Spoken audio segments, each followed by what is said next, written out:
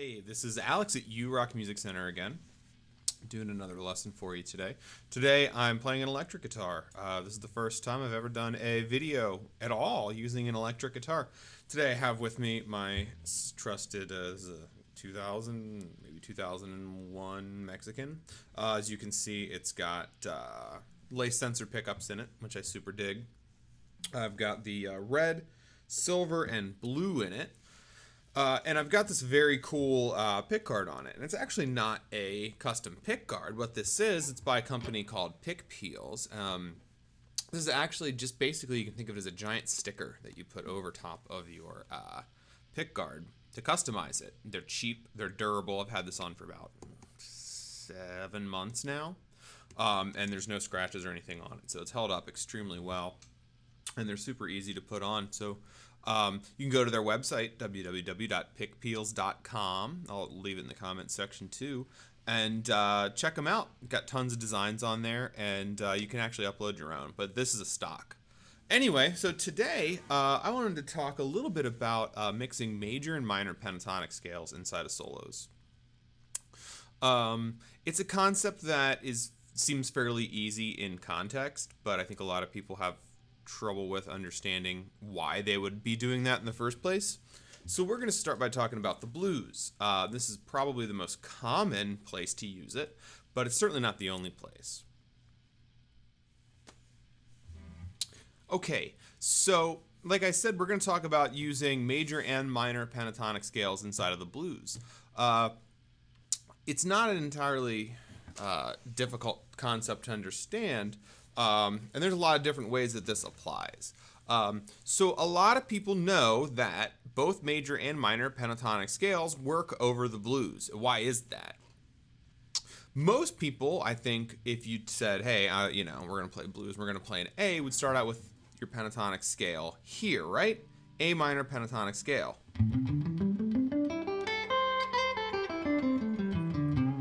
And it works. It sounds great. You get lots of great licks out of it.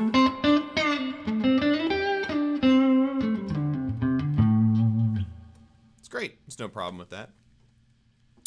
But that's only one flavor. So what I like to do to start out is, with a lot of my students, is I like to say, look, that is technically a major scale you're playing, or a major chord that you're playing over. It's a dominant 7 chord to be exact. As such, it should have a major third in it. And when you play a minor third in the scale, it should clash, right? You have one here. Right? You have one here, and you have it here again. All those technically clash with that chord. So what I start to do with a lot of my students is say, hey, work on using that major third inside of that. You can use it as a passing tone, and that works really well. So licks like this.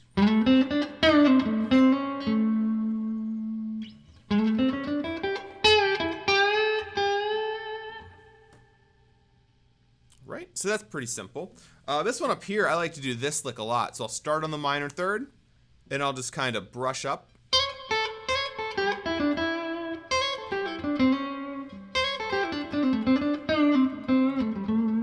Listen a lot of Grant Green. He does. I'm going to kind of repeat it like that. And this one down here, you can kind of do that same concept. You can also find it here if you want, but I'll use it sometimes in a lick like this. You can end there because it is technically in the chord, or it's nice to go just like that. Okay, so that's just basically how to turn a minor scale into a major scale. You're not replacing, but you're using both major and minor thirds kind of within that same shape. Now we're going to talk about how you would actually use the two different scales while playing the blues. So, as I was saying before, this chord here, right? This dominant 7, whatever, no matter what shape you play, obviously, that's a major chord. It's spelled 1, 3, 5, and it's got a flat 7. So a major pentatonic scale will work over that. And a major pentatonic scale contains the first, the second, the third, the fifth, and the sixth of a major scale. Okay? So you'll notice one kind of key note there is missing out of that, which would be the flat 7, right? So a lot of the times I'll start and I'll say, look, this major scale works great. Okay? You can play in A major, right? The A major pentatonic scale is the same shape that we already know, but think of it as just starting from your pinky. Your pinky now is your root, and it goes backwards, so it sounds like this.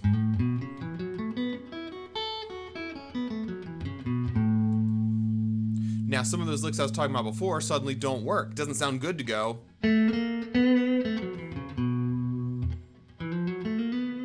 Because it has no relation. Well, it doesn't have no relation, but it doesn't have any real noteworthy relation now to that A major. So what you can do, though, start on a major scale. So if you're playing a very,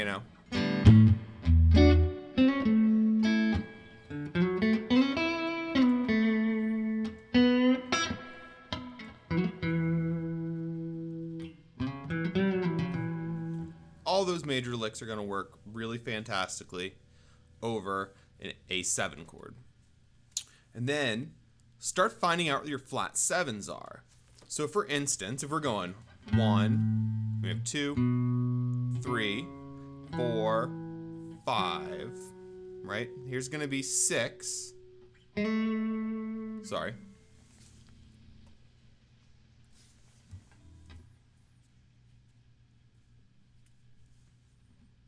Okay, so now what you want to do is start finding out where the flat 7s are in that and adding those into your major pentatonic scale.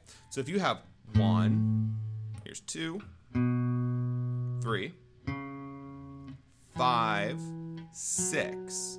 So you should have a flat 7 here with your pinky. Then you're back to 1, 2, 3, 5, 6, flat 7 here would be on the 3rd fret. Okay? So you can do all kinds of licks with that now.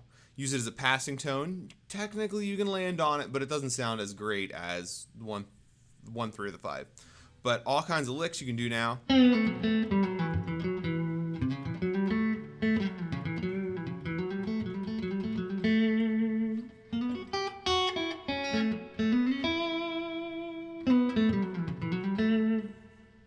Pretty simple. Then you can move it up here, so you have an A major triad here that most people know. It's, do you know the cage system? It's out of the E shape. So you have 1, 3, 5. Then your flat 7 would be up here with your root. So what do we end up doing there? We're basically just playing a dominant 7 arpeggio, right? So you can mix those all together now. Little licks like that. So anyway, let's actually go back. So if we're using a major pentatonic scale over the 1 chord. Okay? So what happens when the 4 chord comes along? So the 4 chord, right, is D7. You always have to know that 7 chords, any dominant 7 chord is the 5th of whatever key it comes from. Always. It's the only place where you get dominant 7 chords. It's the 5th of every key. So D7. Technically D9, but it's pretty interchangeable. Or here. However you want to play it. So that chord is going to be the 5th of G major.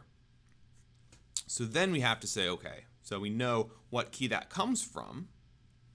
It comes from G major, but we're not playing in G major. We're playing in A, right? So then we say, what is A in the key of G?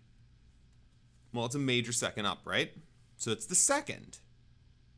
So the 2nd, if you know the series of modes, Ionian, Dorian, Phrygian, Lydian, Mixolydian, Aeolian, and Locrian, it's Dorian. It's the 2nd. Dorian's a minor scale.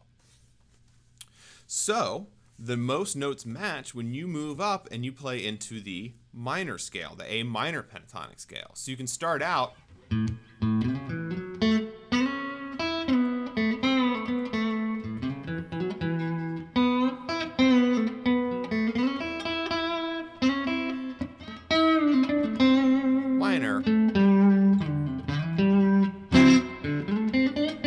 major to go back to the 1.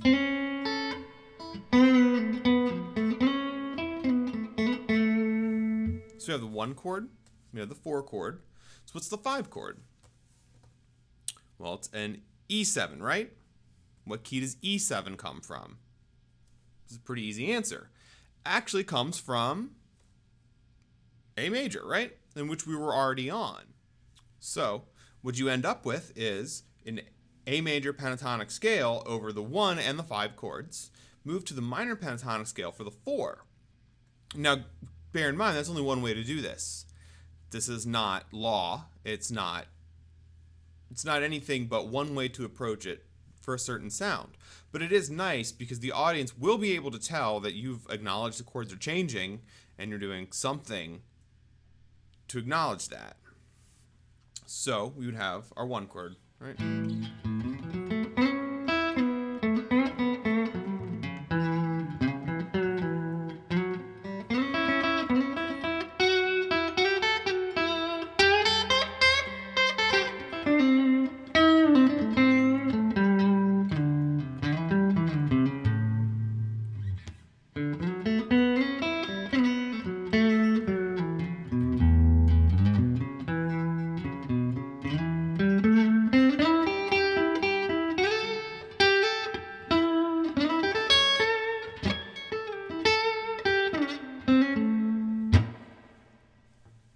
Just adds a little bit of spice into the solo.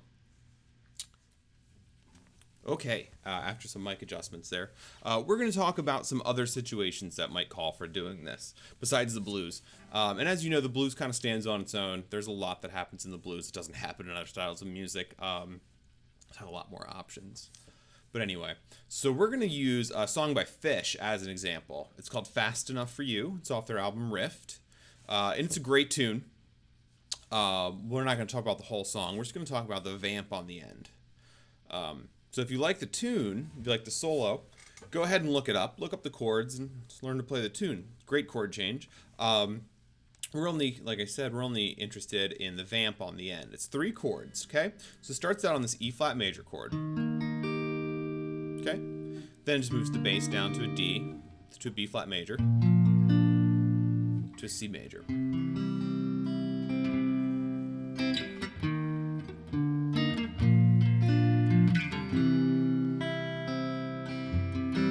Okay, so those of you with some music theory background would be saying to yourself, how does that work? Why do you have an E flat major chord and a B flat major chord in a song in C major? Or at least anytime you have a C major, there's no key in which you would have all 3 of those chords as being major chords. And those of you without music theory background are saying to yourself, why is he even bringing this up? It doesn't seem weird. It sounds fine. It is fine, but it is also weird. The easy answer to that question is that those 2 chords are pulled from the parallel minor, okay? And a lot of you are familiar with probably relative major and minor, relative major, minor key signatures. Parallel is even easier to remember because the parallel minor of C major is C minor. But you do then have to be able to go back and figure out, well, what key is C? What chord is C minor in, right? So you do have to be able to figure out your relative major and minor. On the guitar, it's fairly simple. It's basically built into your pentatonic scale, right? So if we're playing a C major pentatonic scale, C minor pentatonic scale, my bad. If we're playing a C minor pentatonic scale, we're going to start here on this C, right? 8th fret. Whatever the major is going to be on your pinky here, right? We learned that when we were doing A major stuff down here. So that's on the 11th fret, low E string. That's an E flat major. So E flat major is the relative major key to C minor. So all the chords that are in E flat major are going to be up for grabs in use for songs that are in C major. Not in every place and not all the time, but you can get away with it a lot of the time. So basically what this chord ends up being, this is the 1 chord and the 5 chord. So it's basically going 1, 5, 1 again in a new key. That's it. So now we're going to play along. I'm going to show you the solo, and we're going to talk about how the notes actually work.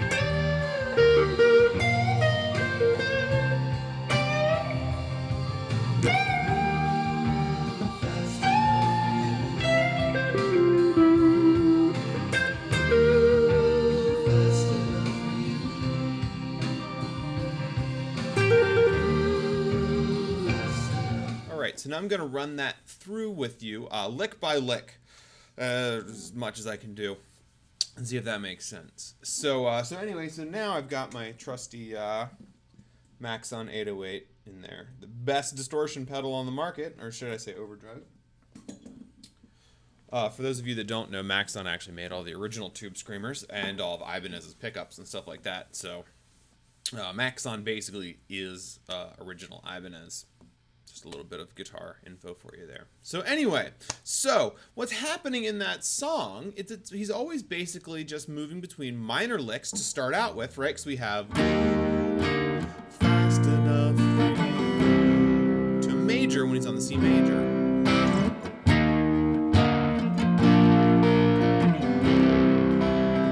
Okay, so when you start out, he's going to start out here in the minor pentatonic scale. He's starting out here on an F. Okay, he's going to bend it up to a G. So what he's doing there, he goes down here to the minor third to the second, which is kind of ambiguous. Then he does this kind of cool little chromatic run here. What he's doing is 2, flat 3, major 3 when he gets to the C major. So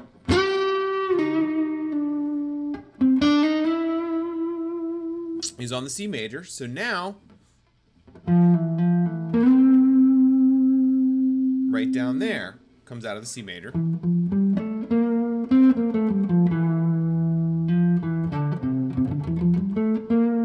Technically a C Mixolydian scale because it's got the flat 7. So we have minor,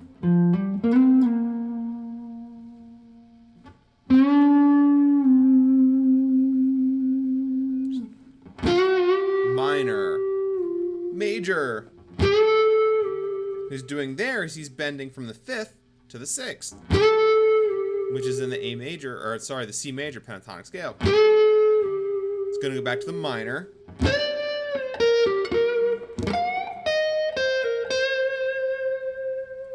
Now, a lot of that looks minor, but some of that also can be the major pentatonic scale, because when you're doing this, it's got a flat 7, but that doesn't mean it's minor, because this song's basically, the rest of it's in C Mixolydian.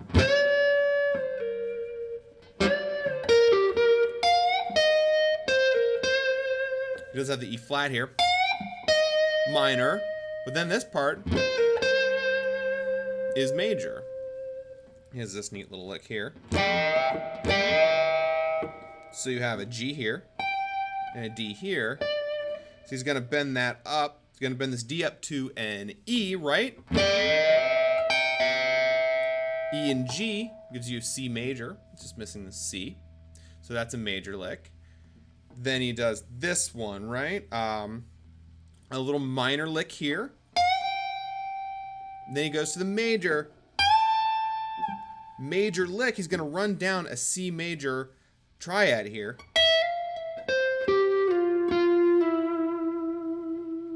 Back to this.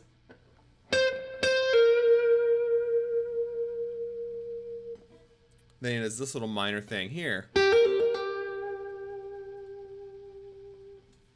And then basically through the rest of that, he's just kind of noodling between minor pentatonic licks when you have this. And then he's going to go to major licks.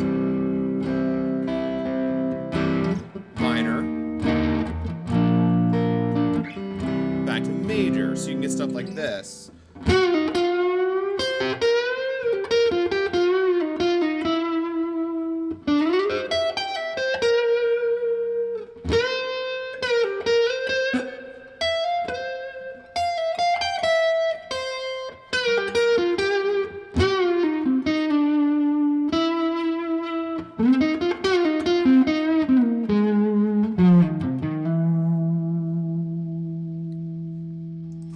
So basically all I'm doing there is I'm keeping track of two different scales. We have the C minor pentatonic scale right here that we all know and love, from which a million blues solos and rock tunes were born.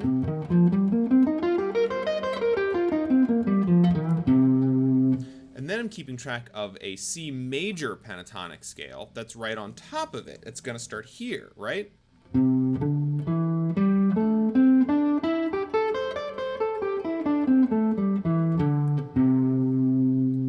But more importantly, I try not terribly to think too much about scales as I do about chords. So I will basically play out of the minor pentatonic scale for the minor portion of this, right? So you have this, you know. Now, when my major stuff comes along, I'm thinking about chord shape. So I have this little one here, so I can run something out of that.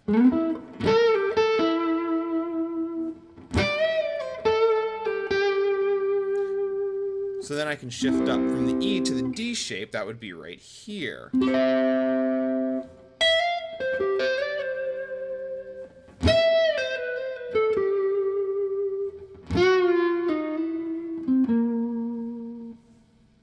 And there you have it. So it's a pretty simple way to think about it.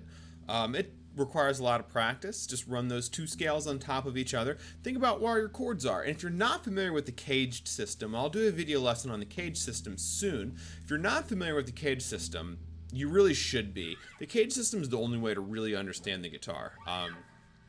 So if you don't understand it, some of this lesson will go over your head, but hopefully I explained it enough other ways that you'll kind of get what I'm going for. Anyway, that's it for this video lesson. Hopefully you got something out of it. You can leave some comments, leave some insults, reply me some videos, hopefully of putting this stuff to use, and have a good day. Thanks.